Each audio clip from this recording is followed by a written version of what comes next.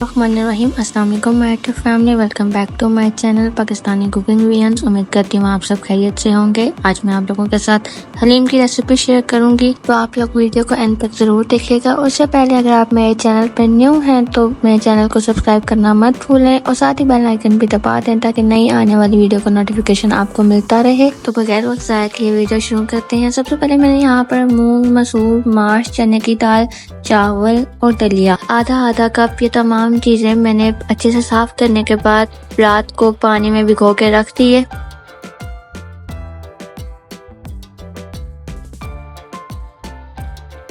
फिर उसके अगले दिन पानी में भिगोने की वजह से तमाम दालें, चावल वगैरह फूल चुके थे और नरम हो गए थे।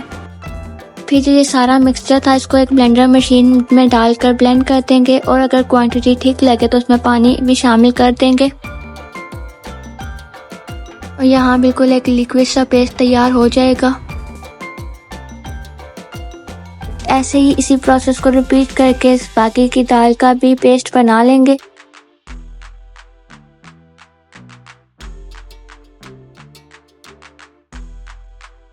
और फिर साथ ही इसमें 2 जग पानी के शामिल करके अच्छे से मिक्स कर लेंगे।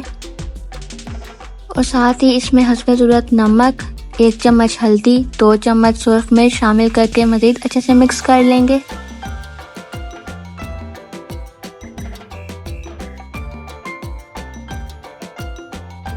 फिर इसको 1 से 1.5 घंटे के लिए हम लो फ्लेम पर रखकर पकाएंगे और साथ ही चम्मच भी चलाते रहेंगे ताकि ये दालों का जो पेस्ट है नीचे ना लगे।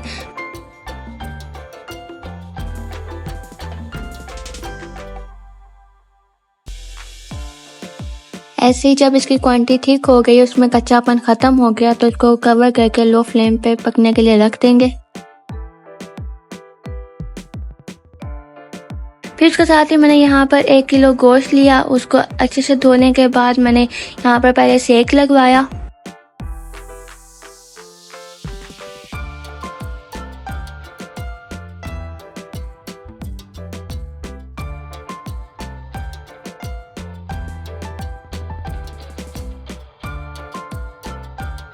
फिर साथ ही इसमें 2 अदद टमाटर, 2 अदद नॉर्मल साइज के प्याज, 2 लहसुन और 1 चम्मच अदरक का पेस्ट। फिर उसमें हस्बे ज़रूरत नमक, 1 चम्मच हल्दी, 2 चम्मच सुरख मिर्च और साथ ही हलीम मसाला शामिल करके पानी इतना शामिल करेंगे कि इसमें गोश्त की जो बोटियां हैं वो डिप हो जाएं। और उसके बाद इसको हम 20 से 25 मिनट के लिए प्रेशर कुकर में डाल के रख देंगे। और जिनको नॉर्मल बनाना है, इस प्रेशर कुकर का इस्तेमाल नहीं करना, वो इसको 3 से 4 घंटे के लिए रख कर भूल जाएं।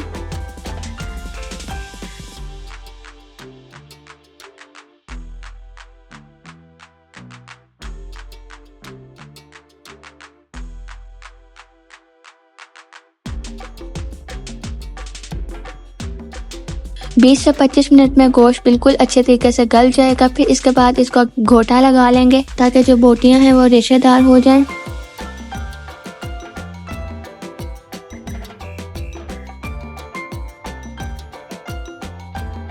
साथ ही मैंने यहाँ पर नॉर्मल साइज के प्याज कट करके इनको फ्राई कर लिया।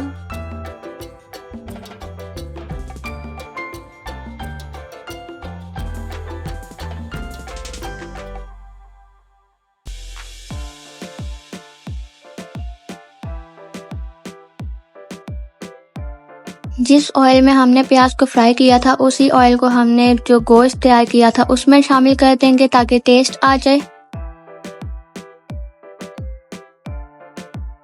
जब बोटियां सारी अच्छे से रेशेदार हो गई तो इसमें मैंने घी शामिल करके भुनाई कर ली।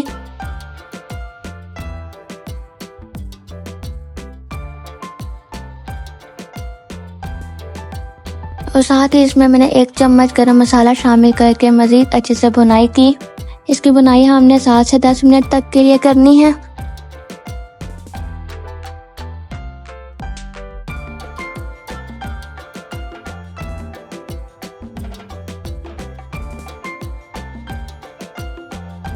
जब गोश्त की बुनाई अच्छे से हो गई तो इसको हमने जो दाल बनाई हुई थी उसमें शामिल कर दिया और इसको अच्छे से मिक्स कर लिया।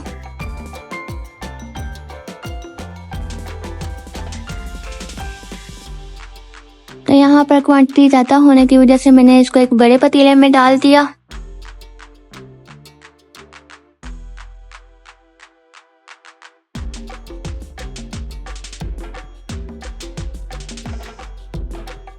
और हलीम को मैंने यहाँ पर 7 से 8 मिनट के लिए मज़ीद पकाया लो फ्लेम पर।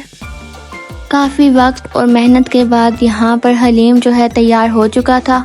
तो यहाँ पर मैंने हलीम को डिश आउट कर लिया था और अब बाकी गार्निशिंग की। तो गार्निशिंग में सबसे पहले मैंने इस पे सब्ज़ मिर्चें, अदरक, नींबू, सब्ज़ धनिया और घी का तड़का लगा देंगे।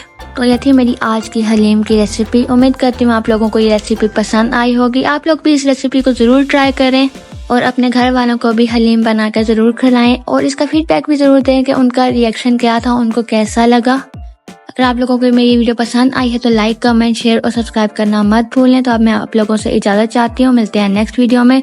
तब तक के लिए दुआओं में याद रखें, खुश रहें, आबाद रहें, हंसते मुस्कुराते रहें। अल्लाह हाफिज़।